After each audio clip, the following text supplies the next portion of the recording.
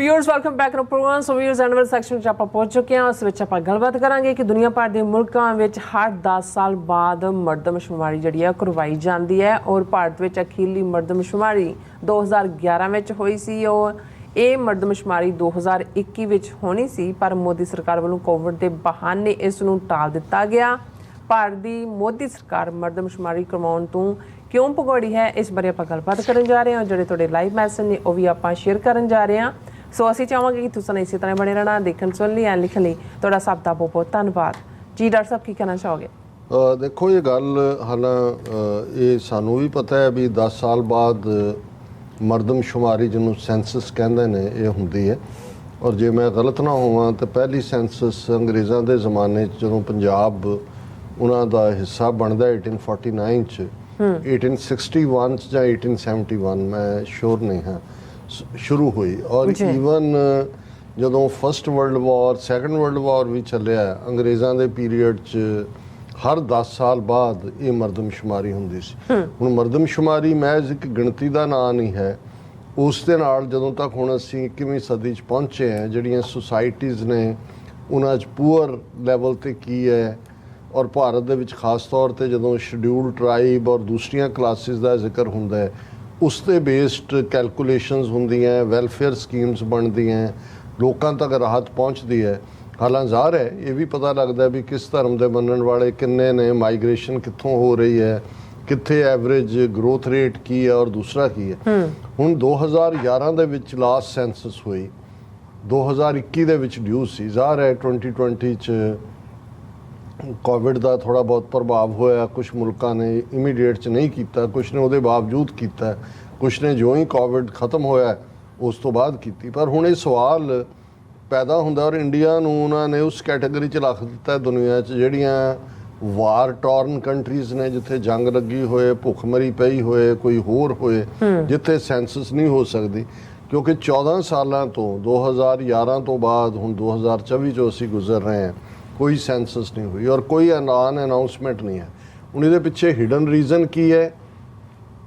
इन्हां नूं ये फीयर है कि भी जदों सेंसस फिगरस आंदियां ने उहदे थल्ले फिर ईवन जिहड़ियां पार्लीमेंट सीटां ने, स्टेट सीटां ने, वो भी वधदियां ने। मुसलमानां दी, सिखां दी आबादी जिहड़ी है वो वधा च है, घटा च है, की है इस बारे जां क्योंकि कास्ट बेस्ड सेंसस की मंग हुण इंडिया ब्लॉक वाले भी प्रॉपरली कर रहे हैं और ये खबर इन्हां दा ही मेन स्ट्रीम मीडिया दा हिंदू दी है। India among select few countries that have not conducted the census. और इस च उन्हें शुरू ही इत्थों किया है कि भी 2011 तो बाद ये उन्होंने हुण तक 14 साल नहीं की। और ये सेंसस का फायदा हुंदा है कि welfare schemes which could include specific ones such as building schools for tribal children to large public distribution system। और ये ना होना उन्होंने कहा भी बीजेपी लैड गवर्नमेंट जिहड़ी है वो पार्लीमेंट दे विच कहंदी है लेकिन इनू पोस्टपोन कर रही है। पर इंडिया सिर्फ India stands only among A select few countries that have not conducted the latest census. सिर्फ उन्होंने कुछ मुल्कां च ही है 44 ऑफ 233 नेशनस के 44 मुल्क ने जिन्होंने 233 टोटल ने। क्योंकि बहुते नूं लगेगा जी असी तो 193 या 194 कहने हैं, 193-94 UN के मैंबर ने, कुछ ऐसे ने जिहड़े उत्थे क्वालीफाई नहीं करते या जिन्होंने मैंबरशिप ही नहीं लई हुई। टोटल जिहड़े मुल्क ने 233 ने दुनिया के, 81% ने ऑलरेडी की हुई है। और इस सारे के बावजूद कि भी India shares the dubious distinction of not conducting the census with conflict ridden countries such as Ukraine. हुण यूक्रेन क्योंकि 2.5 साल तो जंग चल रही है उन्होंने नहीं की है। यमन उत्थे भी सिविल वॉर है।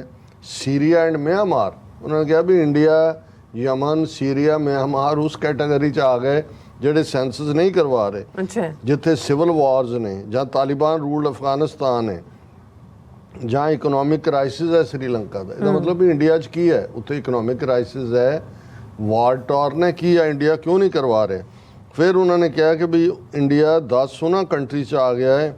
इंडिया और नाइजीरिया जड़ियाँ दो ने जिन्होंने सेंसस नहीं करवाई ਔਰ ਈਵਨ ਚਾਈਨਾ, US, ਇੰਡੋਨੇਸ਼ੀਆ ਉਹਨਾਂ ਨੇ ਵੀ ਲੇਟੈਸਟ ਸੈਂਸਸ ਜਿਹੜੀ ਹੈ 2020 ਦੇ ਵਿੱਚ ਕੀਤੀ ਹੈ। ਈਵਨ ਪਾਕਿਸਤਾਨ ਵਰਗਾ ਮੁਲਕ ਜਿਹੜਾ ਪ੍ਰੋਬਲਮ 'ਚੋਂ ਲੰਘ ਰਿਹਾ, ਉਹਨਾਂ ਨੇ ਵੀ ਮਾਰਚ 2023 ਦੇ ਵਿੱਚ ਆਪਣੀ ਸੈਂਸਸ ਕੰਪਲੀਟ ਕੀਤੀ। ਫਿਰ ਉਹਨਾਂ ਦੀ ਪੂਰੀ ਡੀਟੇਲ ਉਹਨਾਂ ਨੇ ਕਿਹਾ ਵੀ ਨਿੱਕੇ ਨਿੱਕੇ ਮੁਲਕ ਜਿਹੜੇ ਨੇ ਨੇਪਾਲ, ਮਾਲਦੀਵ, ਬੰਗਲਾਦੇਸ਼, ਭੂਟਾਨ, ਜਿਨ੍ਹਾਂ ਦੀਆਂ ਪ੍ਰੋਬਲਮਸ ਵੀ ਚੱਲ ਰਹੀਆਂ, ਪਰ ਉਹਨਾਂ ਨੇ ਵੀ ਸੈਂਸਸ ਕਰਵਾਈ ਹੈ। ਥੱਲੇ ਉਹਨਾਂ ਨੇ ਪੂਰੇ ਟੇਬਲਸ ਦੇ ਨਾਲ ਗੱਲ ਕੀਤੀ ਹੈ ਔਰ ਉਹਨਾਂ ਨੇ ਕਿਹਾ ਵੀ ਇਹਦਾ ਨਤੀਜਾ ਇਹ ਹੈ ਸੈਂਸਸ ਨਾ ਕਰਵਾਉਣ ਦਾ ਕਿ 100 ਮਿਲੀਅਨ ਜਿਹੜੇ ਸ਼ਡਿਊਲ ਟਰਾਈਬ ਨੇ, ਜਿਨ੍ਹਾਂ ਨੂੰ ਏਕਲਵਯ ਸਕੀਮ ਦਾ ਫਾਇਦਾ ਉਹਨਾਂ ਨੂੰ ਨਹੀਂ ਮਿਲ ਰਿਹਾ। ਨੈਸ਼ਨਲ ਫੈਮਿਲੀ ਹੈਲਥ ਸਰਵੇ ਦੇ ਮੁਤਾਬਕ ਕੁਝ ਜਿਹੜਾ ਨੈਸ਼ਨਲ ਫੂਡ ਸਿਕਿਉਰਿਟੀ ਦੇ ਥੱਲੇ ਉਹ ਕਵਰ ਨਹੀਂ ਹੁੰਦੇ।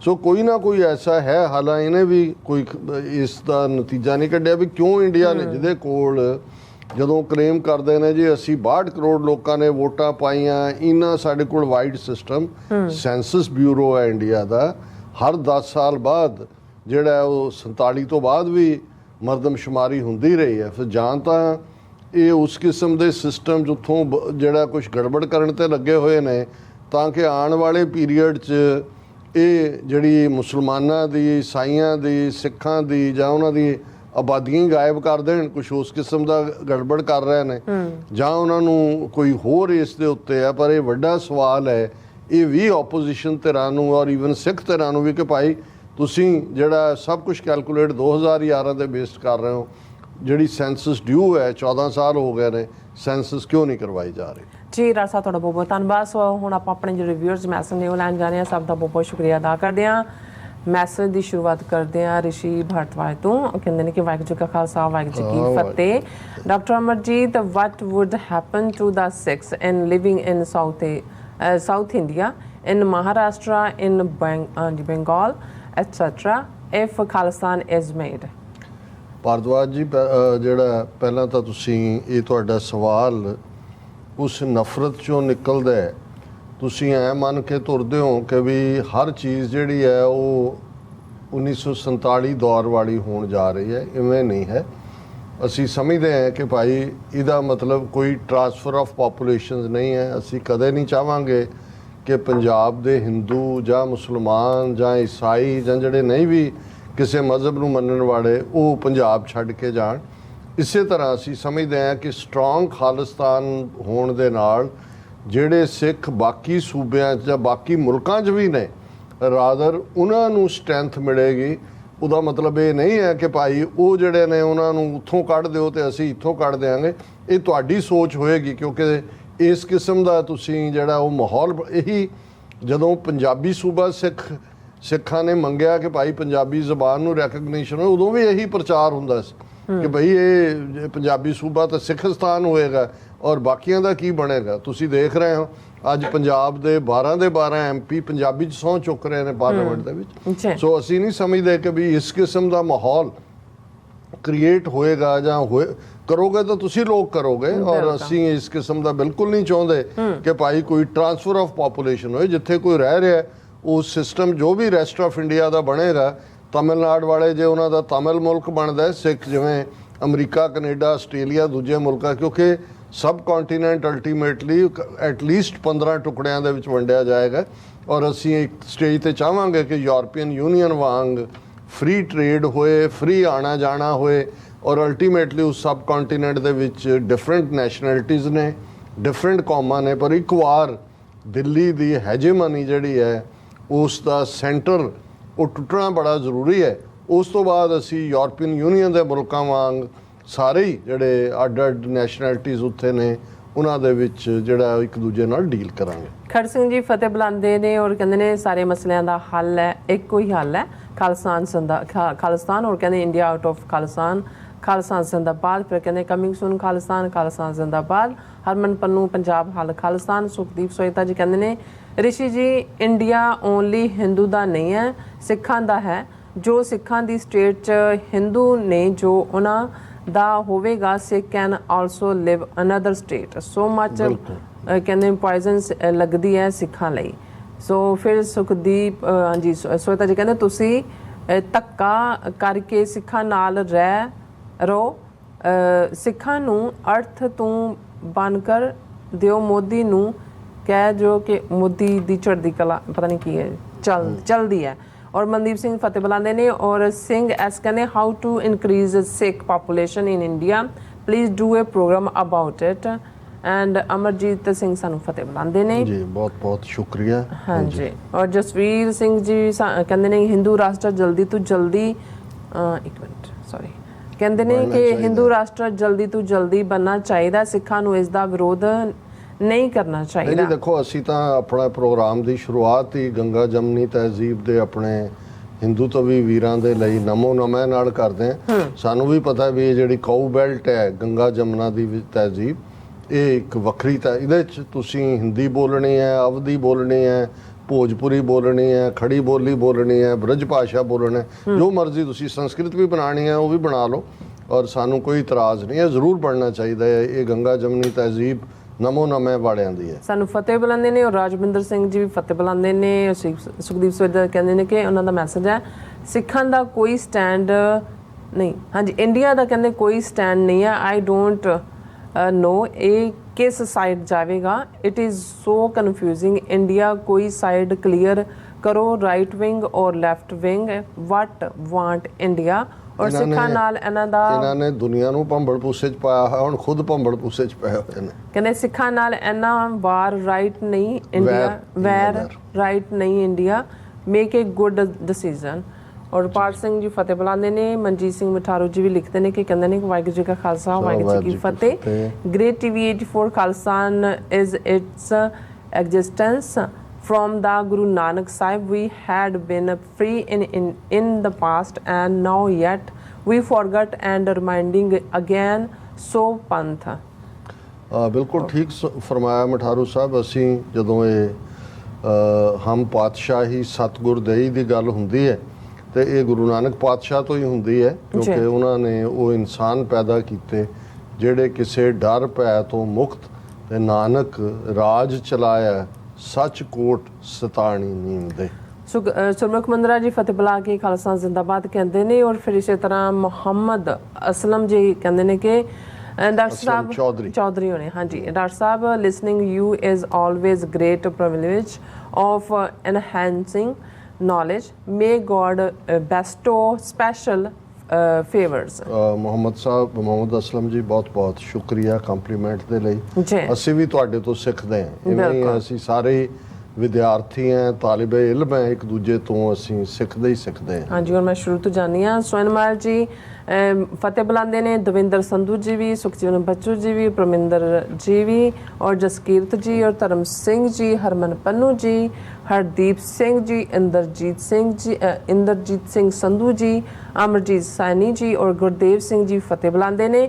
ਇਹ ਸਭ ਸਾਨੂੰ ਖਾਲਸਾ ਜ਼ਿੰਦਾਬਾਦ ਕਹਿੰਦੇ ਵਾ ਖਾਲਸਾ ਵਾਹਿਗੁਰੂ ਜੀ ਕੀ ਫਤਿਹ। ਜਤਿੰਦਰ ਸਿੰਘ ਜੀ ਫਤਿਹ ਬੁਲਾਉਂਦੇ ਨੇ। ਪ੍ਰਭ ਕੌਰ ਜੀ ਸੰਗਤ ਜਮਨਾ ਨਗਰ ਹਰਿਆਣਾ ਇੰਡੀਆ, ਬਹੁਤ ਬਹੁਤ ਸ਼ੁਕਰੀਆ ਪ੍ਰਭ ਕੌਰ ਜੀ, ਤੁਸੀਂ ਇੰਨੀ ਦੂਰੋਂ ਜਮਨਾ ਦੇ ਕੰਢੇ ਜਮਨਾ ਨਗਰ 'ਚ ਬੈਠੇ ਹੋ ਔਰ ਸਾਡੇ ਨਾਲ ਤੁਸੀਂ ਜੁੜੇ ਹੋਏ ਹੋ। ਔਰ ਖਾਲਿਸਤਾਨ ਦੀ ਆਈਡੀ ਤੋਂ ਕਹਿੰਦੇ ਨੇ ਕਿ ਮੇਰਾ ਨਾਮ ਲਖਪ੍ਰੀਤ ਸਿੰਘ ਹੈ ਔਰ ਪਹਿਲਾਂ ਮੇਰੇ ਬਾਪੂ ਇੱਕ ਖਾਲਿਸਤਾਨ ਵਿਰੋਧੀ ਸਨ ਅਤੇ ਮੈਂ ਤਾਂ ਖਾਲਿਸਤਾਨ ਸਮਰਥਕ ਅਤੇ ਨਾਮ ਵਿਰੋਧੀ ਸੀ। ਫਿਰ ਮੈਂ ਤੁਹਾਡਾ ਚੈਨਲ ਦੇਖਿਆ, ਫਿਰ ਮੈਨੂੰ ਖਾਲਿਸਤਾਨ ਬਾਰੇ ਪਤਾ ਲੱਗਿਆ ਕਿ ਖਾਲਿਸਤਾਨ ਕੀ ਹੈ ਔਰ ਫਿਰ ਹਾਲਾਂਕਿ ਮੈਂ ਤੁਹਾਡੇ ਨਾਲ ਸਹਿਮਤ ਨਹੀਂ ਹੋਇਆ।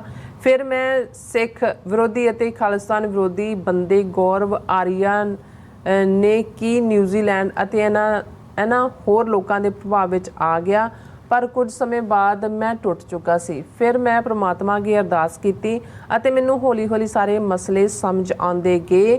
ਹੁਣ ਮੇਰਾ ਬਾਪੂ ਦੋਵੇਂ ਖਾਲਿਸਤਾਨ ਸਮਰਥਕ ਹਨ।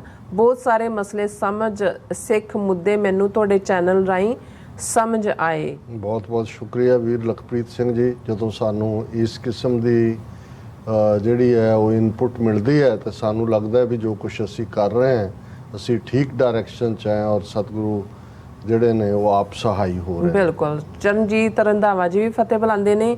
ਆਲ ਅਬਾਊਟ ਟਰੂਥ ਐਂਡ ਸਿੱਖਿਜ਼ਮ ਜੀ ਸਾਨੂੰ ਫਤਿਹ ਬੁਲਾਉਂਦੇ ਨੇ। ਕੁਲਦੀਪ ਕੌਰ ਜੀ ਵੀ ਕਹਿੰਦੇ ਪੰਜਾਬ ਹਾਲ ਖਾਲਿਸਤਾਨ ਜ਼ਿੰਦਾਬਾਦ। ਸੁਖਵਿੰਦਰ ਸਿੰਘ ਜੀ ਔਰ ਫਿਰ ਇਸੇ ਤਰ੍ਹਾਂ ਗੁਰਦੇਵ ਸਿੰਘ ਜੀ ਖਾਲਿਸਤਾਨ ਦੀ ਆਈਡੀ ਵਾਲੇ ਉਹਨਾਂ ਨੂੰ ਭਾਈ ਸਾਹਿਬ ਨੂੰ ਕਹਿੰਦੇ ਨੇ ਕਿ ਖਾਲਿਸਤਾਨ ਆਈਡੀ ਦੀ ਭਾਈ ਜੀ ਤੁਹਾਡਾ ਬਹੁਤ-ਬਹੁਤ ਧੰਨਵਾਦ ਜੀ। ਖਾਲਿਸਤਾਨ ਵਿਰੋਧੀ ਸੈਂਟਰ ਏਜੰਸੀਆਂ ਹੀ ਬਣਾਉਂਦੀਆਂ ਹਨ ਅਤੇ ਸਾਡੇ ਬੰਦਿਆਂ ਨੂੰ ਲਾਲਚ ਦੇ ਕੇ ਖਾਲਿਸਤਾਨ ਵਿੱਚ ਇਕੱਲੇ ਖਾਲਸੇ ਹੀ ਰਹਿਣਗੇ, ਦੂਜੇ ਕਿਸੇ ਨੂੰ ਰਹਿਣ ਨਹੀਂ, ਇਸ ਨਹੀਂ ਕਿਸਮ ਦਾ ਦਿੱਤਾ ਬਿਲਕੁਲ ਇਹਨਾਂ ਦਾ ਜਾਊਗਾ ਪ੍ਰਚਾਰ ਹੈ। ਅਸੀਂ ਤਾਂ ਸਰਬੱਤ ਦਾ ਭਲਾ ਮੰਗਣ ਵਾਲੇ ਹਾਂ ਜੀ। ਔਰ ਸਾਡਾ ਇਹ ਡ੍ਰੀਮ ਹੈ ਕਿ ਖਾਲਿਸਤਾਨ ਉਹ ਇੱਕ ਆਦਰਸ਼ ਮੁਲਕ ਹੋਏਗਾ ਜਿੱਥੇ ਸਾਰੇ ਧਰਮਾਂ ਦੇ ਲੋਕ ਔਰ ਜਿਹੜੇ ਨਹੀਂ ਵੀ ਬਿਲੀਵ ਕਰਦੇ ਉਹ ਸਾਰੇ ਹੀ ਪਰਸਿਊਟ ਆਫ ਹੈਪੀਨੈਸ ਔਰ ਚੜ੍ਹਦੀ ਕਲਾ ਦੇ ਉਸ ਮਾਹੌਲ ਦੇ ਵਿੱਚ ਪ੍ਰੋਸਪੈਰਿਟੀ, ਸਟੇਬਿਲਿਟੀ ਔਰ ਤਰੱਕੀ ਜਿਹੜੀ ਹੈ ਉਹ ਉਸ ਰਸਤੇ ਤੇ ਜਿਹੜੇ ਨੇ ਉਹ ਤੁਰਸ ਪਾਣਗੇ। ਸੁਖਵਿੰਦਰ ਸਿੰਘ ਜੀ ਸਾਨੂੰ ਫਤਿਹ ਬੁਲਾਉਂਦੇ ਨੇ, ਖਾਲਸਾ ਜ਼ਿੰਦਾਬਾਦ ਕਹਿੰਦੇ ਨੇ। ਜਸਵੀਰ ਸਿੰਘ ਬਰਾੜ ਜੀ ਵੀ ਸਾਨੂੰ ਫਤਿਹ ਬੁਲਾਉਂਦੇ ਨੇ ਔਰ ਗੁਰਦੇਵ ਸਿੰਘ ਫਿਰ ਕਹਿੰਦੇ ਨੇ ਕਿ ਪਰ ਹੁਣ ਸਿੱਖ ਫॉर ਜਸਟਿਸ ਨੇ ਅਤੇ ਡਾਕਟਰ ਅਮਰਜੀਤ ਸਿੰਘ ਉਹਨਾਂ ਦੇ ਪ੍ਰੋਗਰਾਮ ਸੁਣ ਕੇ ਪਤਾ ਲੱਗਦਾ ਹੈ ਕਿ ਆਪਾਂ ਇੱਕ ਦੇਸ਼ ਬਣਾਉਣ ਜਾ ਰਹੇ ਹਾਂ, ਕੋਈ ਖੁੱਡਾ ਨਹੀਂ ਬਣਾਉਣਾ। ਇਸ ਦੇਸ਼ ਵਿੱਚ ਸਾਰੇ ਧਰਮਾਂ ਦਾ ਬਹੁਤ-ਬਹੁਤ ਸਤਿਕਾਰ ਹੋਵੇਗਾ। ਬਿਲਕੁਲ ਠੀਕ ਹੈ, ਮੇਰਾ ਸਭ ਦਾ ਬਹੁਤ-ਬਹੁਤ ਸ਼ੁਕਰੀਆ ਔਰ ਇਸ ਦਿਨ ਆਪਣੇ ਵਿਊਜ਼ ਕੋਲ ਨੇ ਇਜਾਜ਼ਤ। ਵਿਊਅਰਸ, ਸਾਡੇ ਪ੍ਰੋਗਰਾਮ ਦਾ ਸਮਾਂ ਇੱਥੇ ਮੁੱਕਦਾ ਹੈ। ਤੁਸੀਂ ਆਪਣੇ ਰਾਏ ਤੇ ਸੁਝਾਅ ਸਾਨੂੰ ਭੇਜਣਾ ਨਾ ਭੁੱਲਣਾ ਸਾਡੇ ਇਸ ਪਤੇ ਤੇ sos@tv84.tv ਤੇ ਅਸੀਂ ਆਪਣਾ ਪ੍ਰੋਗਰਾਮ ਲੈ ਕੇ ਫਿਰ ਦੁਬਾਰਾ ਤੁਹਾਡੇ ਰੂਬਰੂ ਹੋਵਾਂਗੇ। ਤਦ ਤੱਕ ਲਈ ਮੈਨੂੰ ਤੇ ਆਪਣਾ ਸੁਣਾ ਗਿਆ ਦੋ ਦੇਖਦੇ ਰਹੋ TV84। ਬੁਲਾ ਦਿਓ ਫਤਿਹ। ਵਾਹਿਗੁਰੂ ਜੀ ਕਾ ਖਾਲਸਾ, ਵਾਹਿਗੁਰੂ ਜੀ ਕੀ ਫਤਿਹ। ਰੱਬ ਰਾਖਾ।